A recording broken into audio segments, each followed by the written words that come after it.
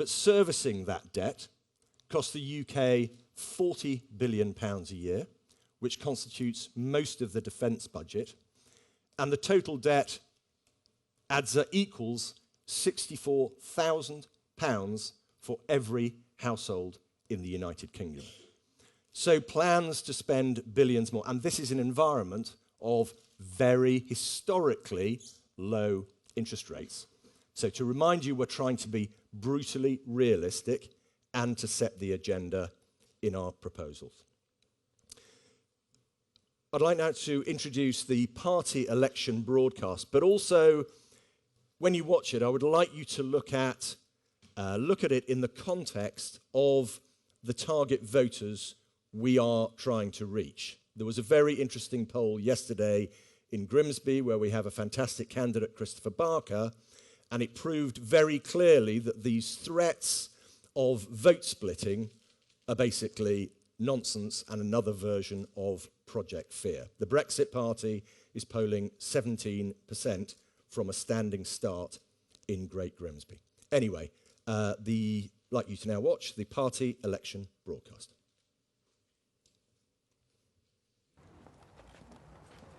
I think an awful lot of people feel that they're not being listened to. You've got a clear mandate telling you, actually, we want to leave. You know, you can see why people might get angry about that.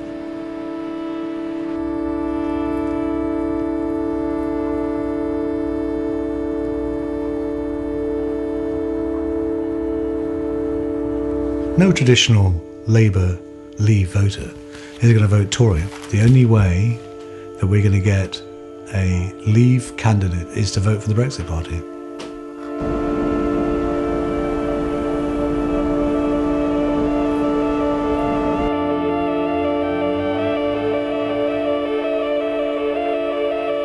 My raison d'etre is social justice. You turned from a doctor into my friend. You've done an awful lot for me, awful lot. I mean, brought me back from the dead almost. That's, you know. We filmed with a hidden camera in 14 hospitals across the UK. There are two ways you make a decision. One is with your head and one is with your heart.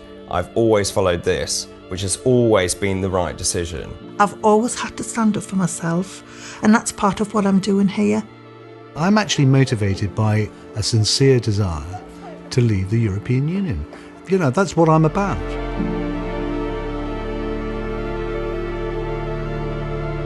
I mean, we get a good core of Brexit Party members of Parliament, then we will have the ability to hold Boris to account.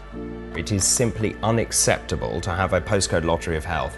In many ways, the Labour heartlands of this country are some of the most neglected parts of this country. We need to start regional regeneration. We need to bring jobs to the community.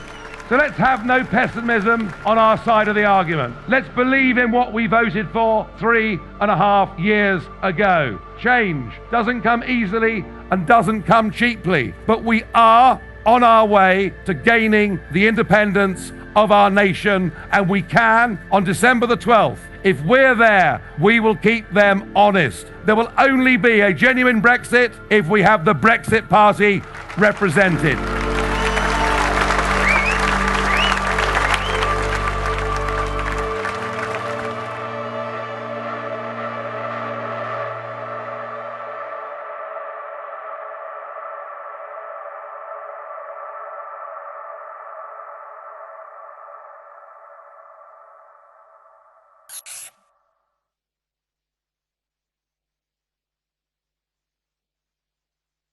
Please welcome to the stage, Nigel Farage.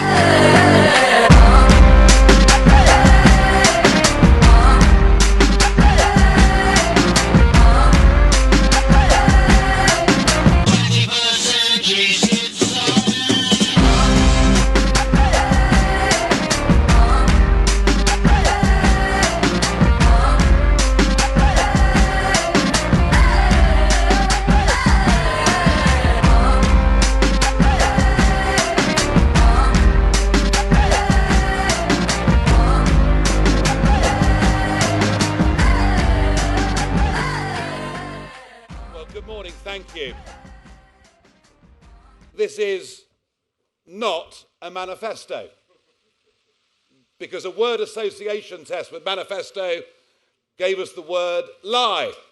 And is that any surprising given just how many broken promises we've seen in British politics over the last few general elections? No, manifestos are a means of telling people what they want to hear without ever having the genuine desire to implement them. So it is a contract with the people, and these are the policies that not only will we campaign on over the course of the next 3 weeks, but we'll campaign on these in the years to come. Already, just 8 months into our existence, we've already changed the landscape of political politics, and we will change it very much more greatly in the years to come. We're told that this is the Brexit election, and yet there's been almost no discussion on the withdrawal agreement or the terms of Brexit whatsoever. Though I have to say, the debate the other night did expose the fact that Jeremy Corbyn's party absolutely refused to answer which side they would campaign on in their second referendum. And for us, it's perfectly clear that there are 5 million Labour Leave voters who have been absolutely betrayed by the Labour Party. And after 3.5 years of failure from a Conservative government, I have to say that when I saw Boris Johnson's so-called deal, I was less than impressed. It simply was not Brexit. And I was struck again by the number of people who spoke, saying they supported it without ever actually having read it. Now, a couple of weeks ago, Boris did indicate a change of direction. He said we will leave in 2020, but more significantly, that he's going to negotiate a super Canada plus deal without alignment. And that is progress, because if we leave the European Union and we find ourselves aligned in everything from financial services to fisheries, we have not actually left. So we took that promise and we said, OK, on the basis of that, we will concentrate our firepower against Labour and against the Remainers. And that is exactly what we are doing. Be in no doubt, we want a clean break from the political institutions of the EU. And you can get that with a Canada-style trade deal, just as you can get it leaving on WTO terms. I have to say that we will be looking at the Conservative manifesto when it's launched on Sunday and reading the words in it very carefully indeed. We need the Brexit Party to hold Boris Johnson to his word. We need the Brexit Party voice there in the House of Commons, or we're not going to get anything like what we voted for 3.5 years ago. And there are 130 seats up and down the country that the Conservatives have never won and never will win. There are a lot of Labour voters who just cannot and will not ever bring themselves to vote Conservative, but they will vote for us. They showed that in the European elections, and they're showing it now, and we are now beginning to dig into that old Labour vote, which puts us in our key target seats in a position where we can get over the line in some of them. And as for splitting the vote, the argument that was doing the rounds a few weeks ago, just as it did, incidentally, when I led UKIP back in 2015, arguably in many of the Tories' key target seats, we're actually making it rather easier for them because we're picking up Labour votes that would never ever go to the Conservatives. But Brexit for us is just the beginning, not the end, of a much needed political revolution. Never before in this country has public confidence in politics, politicians, our electoral systems ever been lower than it is today. And the Brexit Party are the party of the new radicals. That is who we are. We want to bring politics and our democracy into the 21st century. We genuinely do want to change politics for good. And that begins with a voting system that is hopelessly out of date, suitable perhaps when there are just two parties fighting elections, but it doesn't work anymore, leads to millions of people feeling, what is the point of voting at all? And it also leads, I think, to very negative politics. It leads to, you think we're bad? Look at the other guy. He's even worse. I do think a degree of proportionality in the system would see parties campaigning on a much more positive agenda.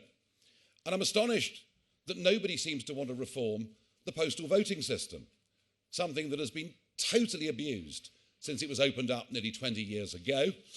We've seen fraud, intimidation, several court cases, people going to prison, and yet it seems to suit the two parties to keep the postal voting system as it is. We would scrap the register in its entirety and go back to basics. If you work abroad or you're infirm, you can register for a postal vote. And of course, the reason that the big head-to-head debates, all the big policy launches are taking place this week is because postal votes go out over the course of this weekend, and by next Wednesday, 25% or more of this election will actually be over. That's why this is such a crucial time. We want to reform that. And we are sickened in many ways by the system of political patronage that we see in this country.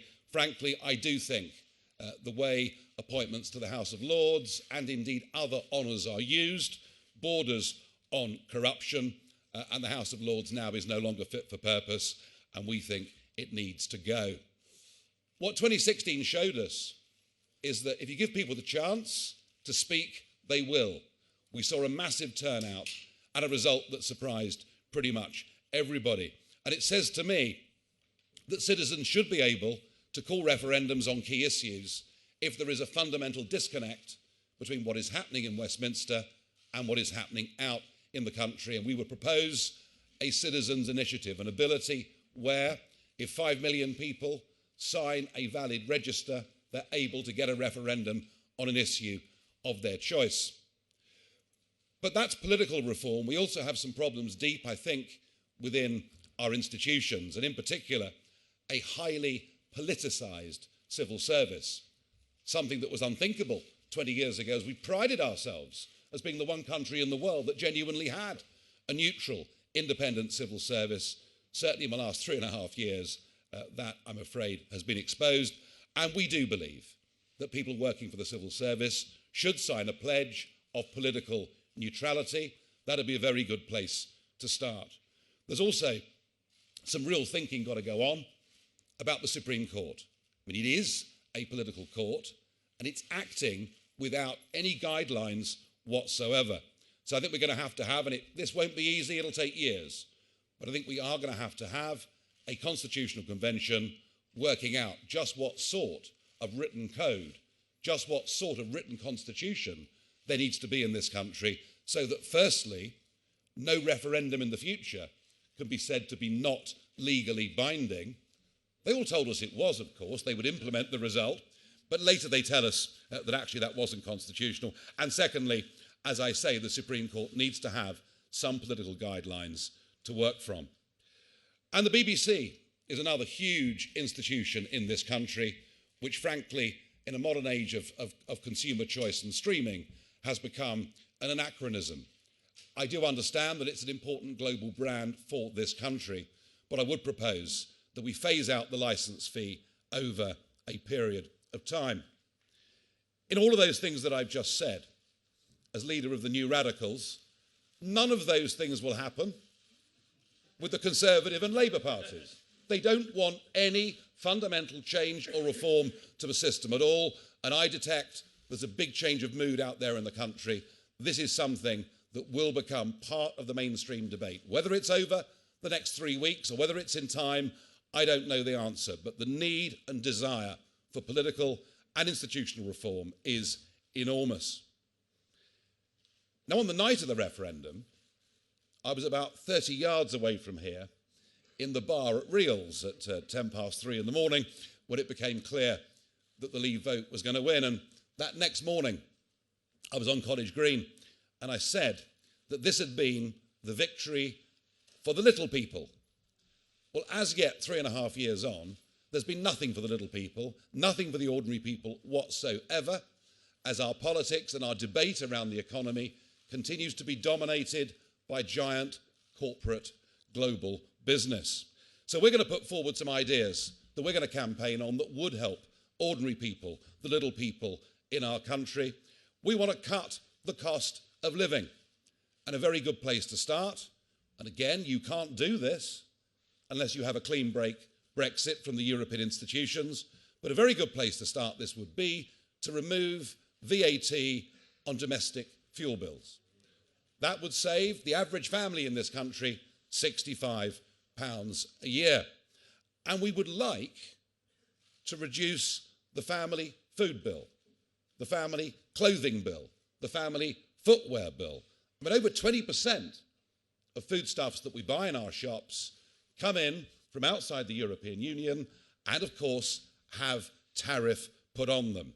So we can use Brexit as a means to help the consumer, use Brexit to help the average family. But of course, I must emphasise again, you can only do these things if you're outside the European Union's customs union. And we do want to invest very much in our left-behind coastal communities. Many of the areas of highest deprivation in Britain are in our coastal towns and communities, and that of course means we've got to get back that 200-mile or the median line exclusive economic zone. That can lead to great regeneration in some of the most deprived areas of our country. I came into this from business. I worked for big firms, but equally I set up my own small firm. I ran it for 9 years. There's virtually nobody sitting on the front benches of either party who has ever set up their own business or realised just how difficult that has become in the modern world. And we are the party for small business and for small people. We need, post leaving the European Union, to try to lift the regulatory burden that is there on small businesses. If the FSB are right, and if the average small employer is now spending between 20 and 25% of their week on compliance, that's an awful lot of time that is lost to productivity, wealth creation and job creation. And we propose quite an important but radical change to corporation tax. 1 million companies, that's 2/3 of all registered companies in this country, do not make more than £10,000 a year. A lot of them are new start-up companies. And we propose introducing a £10,000 threshold at which corporation tax begins to be paid.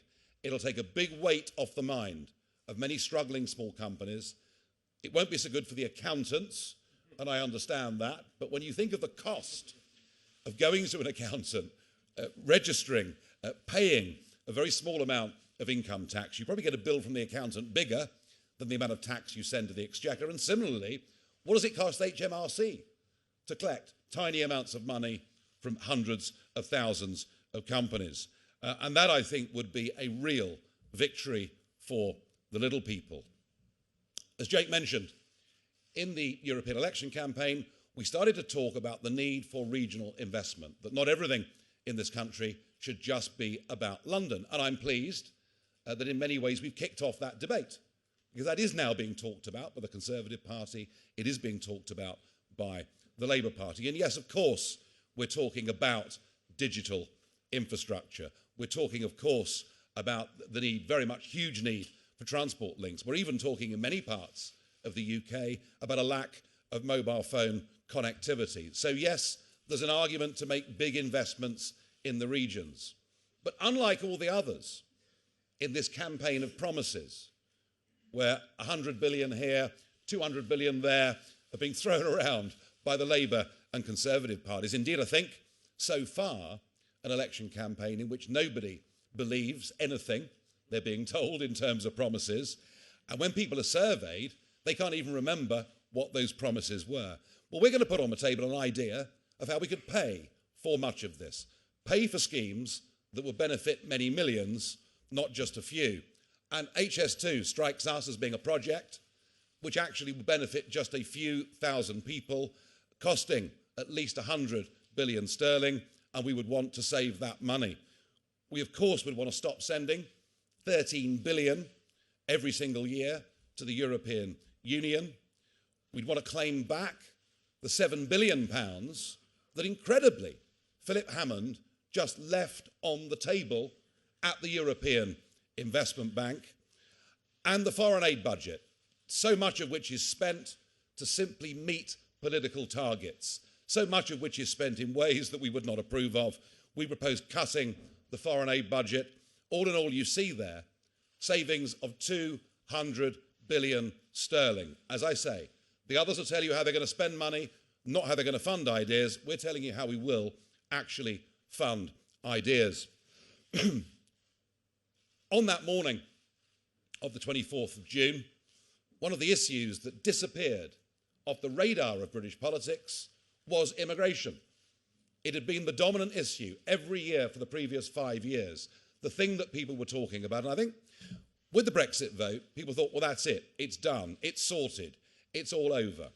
Well, take us to this election where certainly the Labour Party conference appear to want to open up the doors pretty unconditionally, and where the Labour manifesto makes it very clear that foreign nationals coming into the country will, of course, get the vote.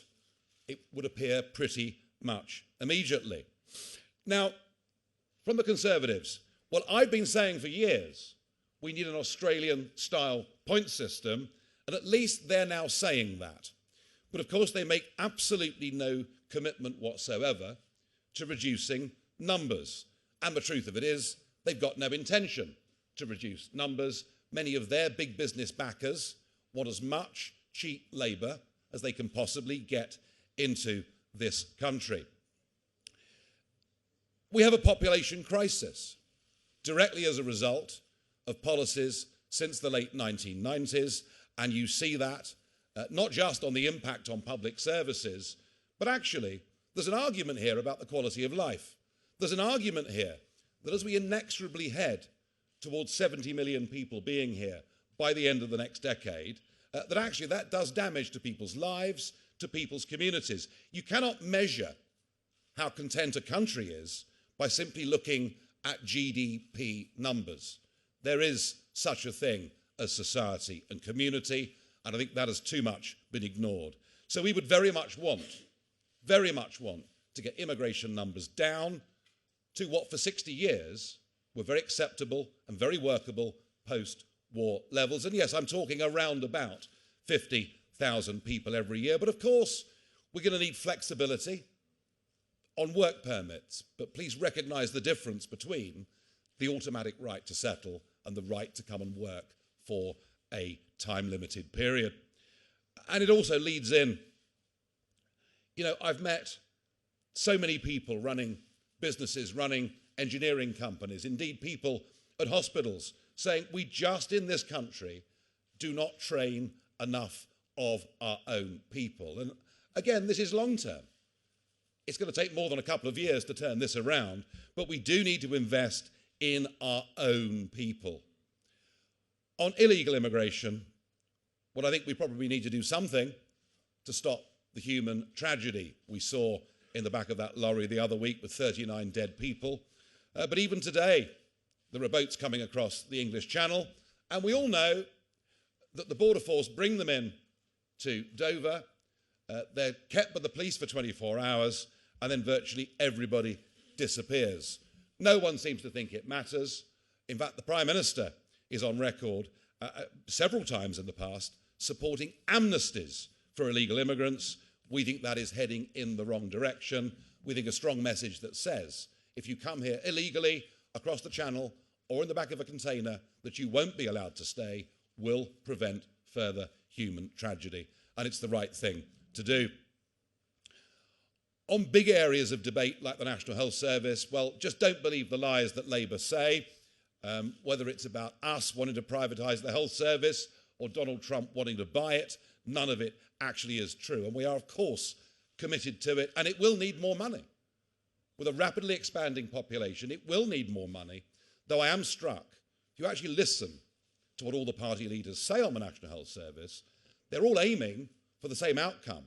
If ever there was an issue that should be depoliticised and where parties could perhaps work together, I'm struck that it could be in an area like health. Now, there's many other things I'm talking about in here. We're talking about the environment particularly, which has risen up the agenda. And I have to say, the sheer hypocrisy of governments and a parliament that talks about recycling but is only too happy for hundreds of thousands of tonnes of our waste to go to landfill sites in China or to be dumped at sea strikes us as being a nonsense that needs to be stopped. And everybody talks about reducing CO2 output. And that's not an easy thing to do without deindustrialising the country. Clearly, we're trying to make progress, but we've got to recognise that when it comes to CO2 production, we are less than 2% of global output. But there's been too little talk about CO2 absorption. And I've been campaigning for a few months now on the idea that trees provide a significant part of the answer. But I don't think that planting tens of millions of trees just here in the United Kingdom, well, it might be good for biodiversity, yes, but it's not going to make a big difference. Here's an example of a policy where we should become a global leader.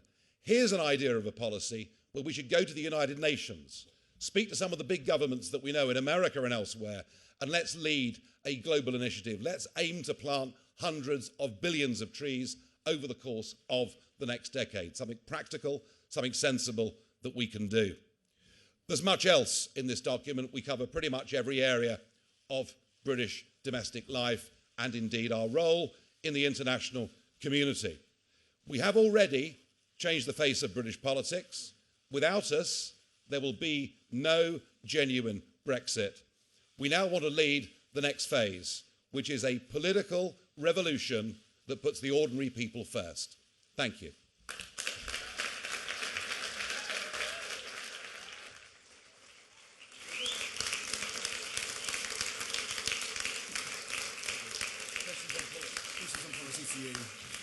Okay, no problems. Fine. So, happy to take a few questions. I'm not sure who's got the handheld, but Christopher, I think. Gawain, who's got the handheld? Christopher over here? Sorry, I beg your pardon. Yeah, sorry. Nigel, Chris Hope, Telegraph. 3 quick questions. By allowing referendums for anyone signing more than 5 million people, aren't you inadvertently allowing a second EU referendum if you have any control over government policy? What's your evidence for saying that you're making gains in Labour seats? Is that after Labour's manifesto was published or before? And what's the point of your manifesto if you can't actually win the election? You're only standing 274 candidates. On the first point, we make the point about citizens' initiatives that the same subject could not be re-examined within the space of a 10-year period. Okay, that's in there. On your point about Labour, look, this is before the launch of their manifesto. We can see where we're putting the effort in. We are picking up Labour votes and going up in the polls. In some constituencies, that now puts us within touching distance of the incumbent Labour MP with nearly 3 weeks to go. In other areas, the mathematics is pretty clear. It's probably helping the Conservatives, actually, in some of those seats. And you will remember that, we had these same conversations when I led UKIP back in 2015, that the accusation was that UKIP would split the vote. It would lead to an SNP Ed Miliband coalition. And when we saw the scores on the doors, actually we realised that the UKIP vote had hurt Labour far more than it had hurt the Conservatives. And we're seeing much the same thing again. Lead the agenda. The Liberal Democrats have not won an election for over 100 years. They still put out a manifesto. The minor parties put out manifestos. We're not putting out a manifesto. This is a contract with the people. The word manifesto has been tainted. And I would argue...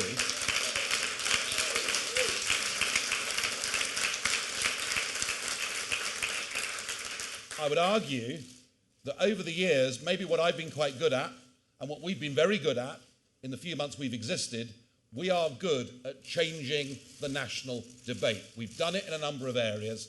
Mark my words, the desire and the need for radical political change, both with our electoral system and with our institutions, is going to be a huge issue in British politics for years to come, and we are beginning that revolution today.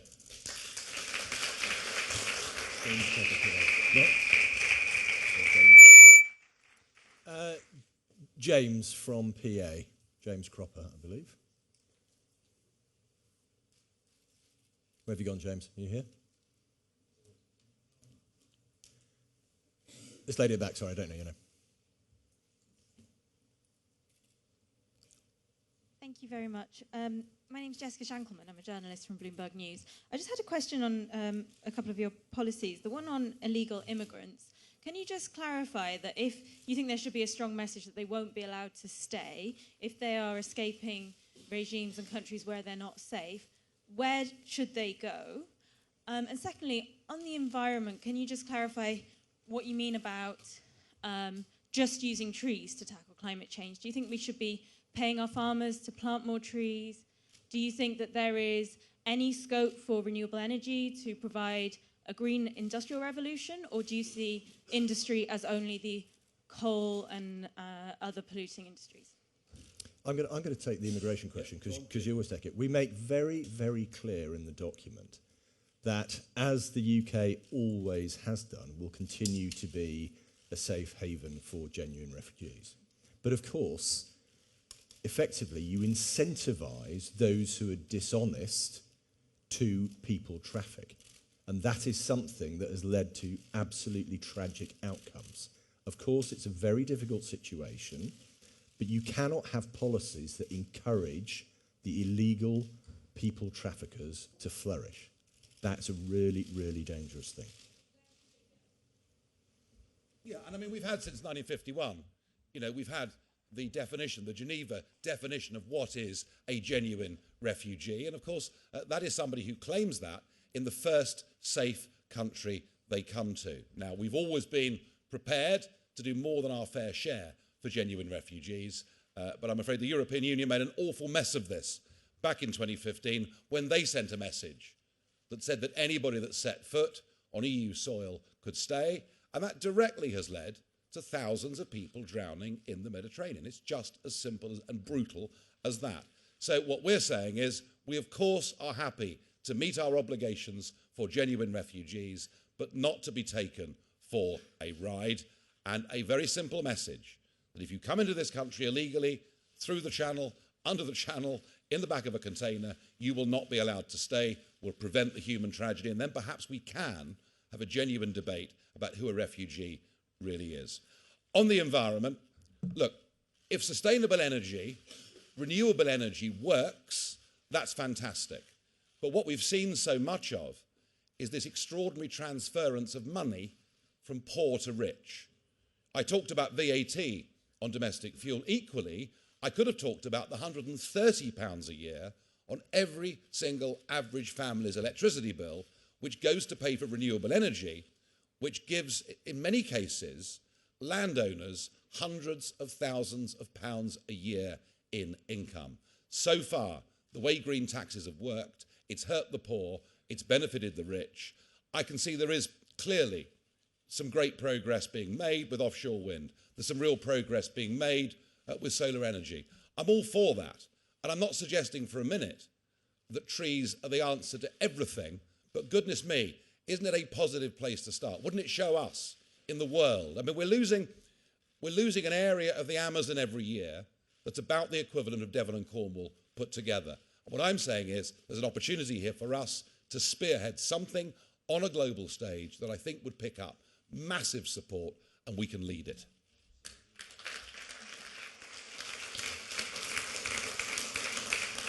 Next, Paul McNamara, please. Hello there, Paul from Channel 4 News. At the moment, we are 47,000 nurses short across England and Scotland alone, not the whole of the UK. We are 60,000 engineering graduates short. According to the Federation of Master Builders, 33,500 builders short, and that's just this year alone. It's going to take years, if not decades, to fill these. Your 50,000 number of curbing immigration, it's just pie in the sky, isn't it? David, do you want to pick up the NHS point first, or are you happy to? Let David do the NHS. Yep. Just on the numbers, thank you for making my point. Thank you. We are not training enough engineers. We are not training enough nurses. We are not training enough doctors. We're very, very keen to get as many of our kids studying ologies as we possibly can, rather than learning genuine trades and skills. And I think we've made some huge mistakes in that area. And let me also, this is very interesting, we've not had a proper debate on this for years, and I think with respect, many have forgotten there is a distinction here. Immigration is when somebody moves to a country, settles in a country, brings their family with them or starts a new life, Work permits are an entirely different thing. When you get a work permit, you are for 6 months or a year or whatever it may be, entitled to go and work in that country. You obviously around the world have to bring your own health insurance, you have to show you haven't got a serious criminal record, you're not entitled to the benefit system, but you can come and work in that country until the day that permit ends. I mean, we need to, I think because of free movement of citizens from the EU, we've lost the distinction between work permits and between people coming and settling. And look, you know, you've highlighted there at the start the glaring problems that we have. We have failed to encourage young people to go into the right skills and trade. We're not pretending for a moment this can be solved overnight. It'll take years to get this right, but let's at least try and get a national debate around making a start. As I say,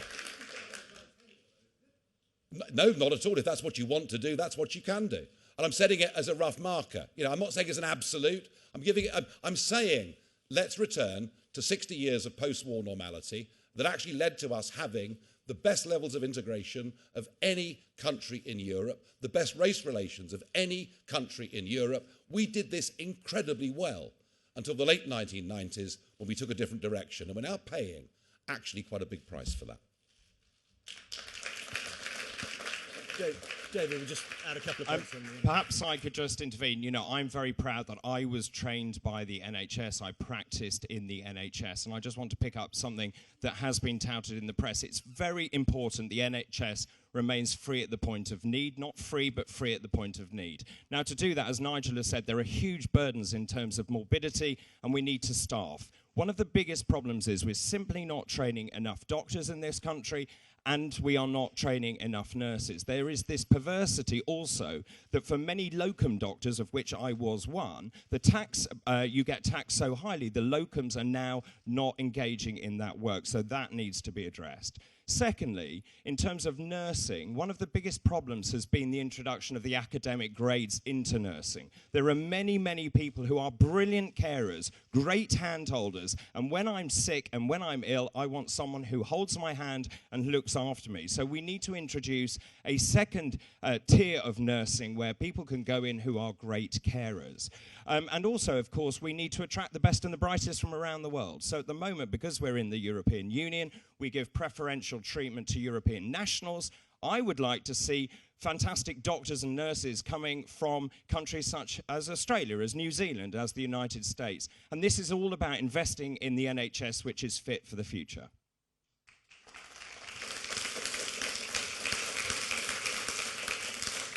Thanks, David. Kate Devlin from The Times. Don't know where you are, Kate, sorry. Thank you very much. Question for Nigel. You say that Brexit Party is here to stay. Are you here to stay? If you fail to win any seats at this election, will you remain leader or perhaps hand over to someone else and spend more time in America?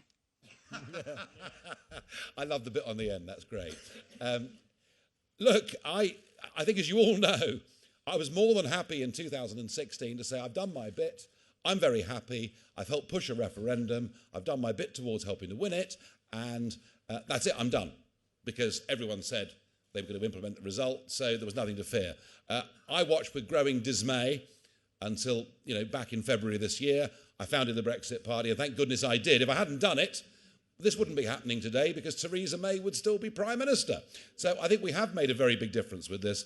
I am absolutely committed to the complete reform of our political system. The more I see it at first hand, the more awful I think it is, the more corrupt I think it is, the greater I think the need is to completely revive democracy, faith and trust in this country. And whatever role it's in, I'm going to go on campaigning for years to come on many of the things that are there in that document.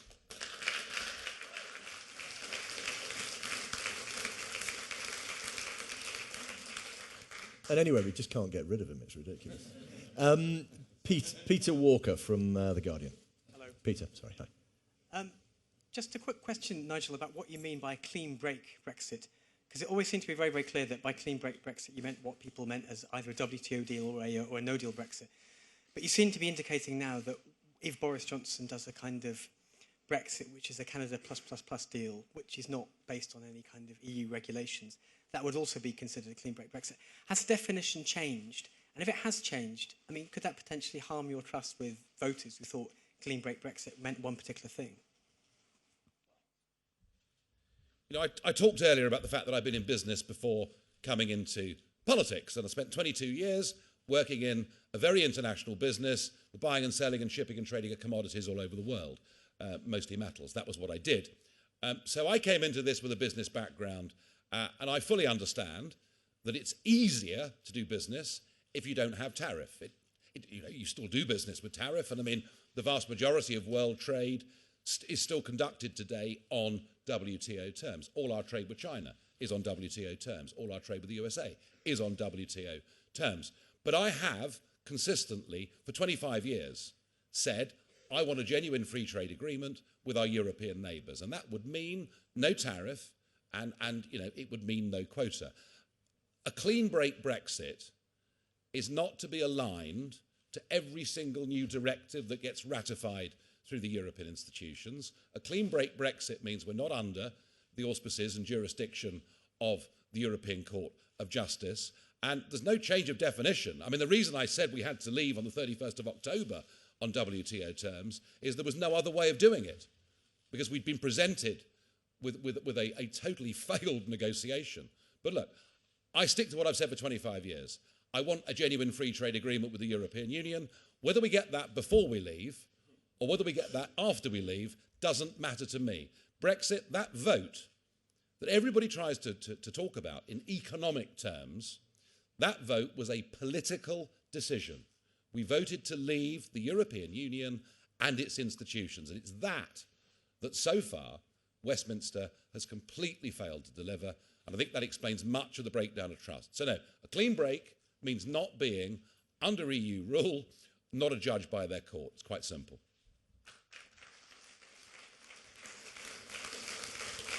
And if I can add, Peter, being an MEP, it's really clear, also with a business background, France and Germany have been very open about it. They are terrified of having a competitor on their, right next door to them. So it's all going to come down to a few months, because, as you know, transition extension has to be taken by the end of June. The Prime Minister has been absolutely clear that there will not be an extension of transition. It's Laura from British Forces Broadcasting, I think. Sorry. Hiya. So the opening shots in your party political broadcast were of the military.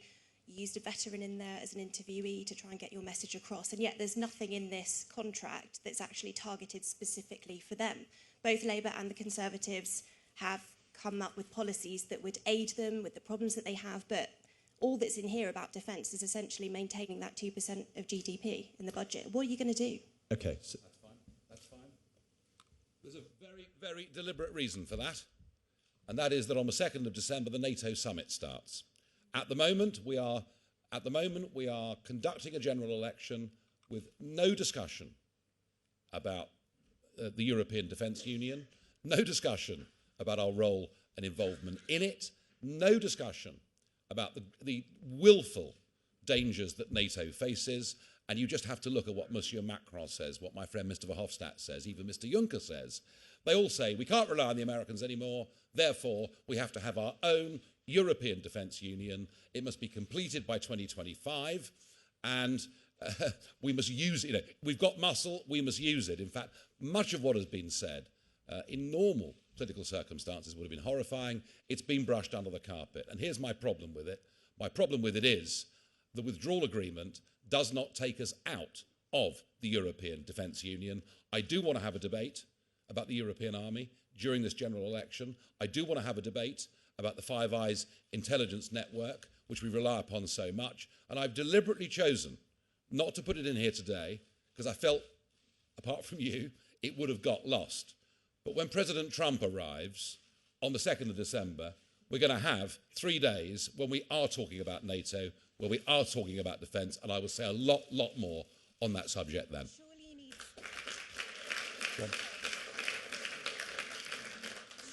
some kind of idea about how you'd set up the armed forces, how you'd use defence, because currently numbers are down, and we do need support from other nations in order to defend ourselves. And if you're talking about sovereignty and leaving with a clean break, you need that plan.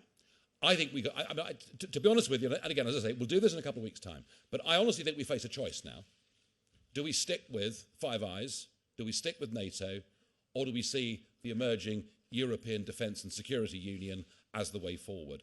I don't think we can go on doing both. I think we have to make a big strategic decision here. Very happy in a couple of weeks' time to talk to you in length about that. And I hope that it's a subject that the public start to think about and start to talk about. At the moment, the others refuse to discuss it. Don't worry, I will be. And we'll finish off with a question from Andy from Channel 5. Thank you. Andy Bell, 5 News. Mr Farage, do you really want what could possibly be your last big decision on the national political stage to be to deprive the Conservatives of majority at this election and open the way to another referendum? Do you really want that to be your legacy? It's a shame you chaps haven't got very good memories because, as I've said to you already, there was no doubt in 2015 that the impact on some of Labour's key target seats in England, where we saw UKIP scores of 8, 9, 10,000 votes, and suddenly you saw Conservatives increase their majorities. It's difficult perhaps for many in Westminster and London. There are millions of Labour voters out there who will never vote Conservative. They cannot bring themselves to vote Conservative. They never will do so, but they will vote for the Brexit Party. And I make the point that in our key seats, we are the challengers to the incumbent Labour Party, and we will say to Conservative leavers in those seats, don't waste your votes, lend your vote to the Brexit Party, get us in the House of Commons, and we will keep Boris Johnson, who they like. I mean, Conservative voters like Boris Johnson. They're just not always too sure whether they can 100% trust him. And there'll be other constituencies in which the Conservatives will be the challengers, where you will look at all of this on the morning of the 13th of December and say, wow, there's only one reason the Conservatives won that seat. That's because the Brexit Party dug so deep into Labour. We saw it in 2015. It's playing out again now. It's a false narrative. It's an old narrative. It doesn't work.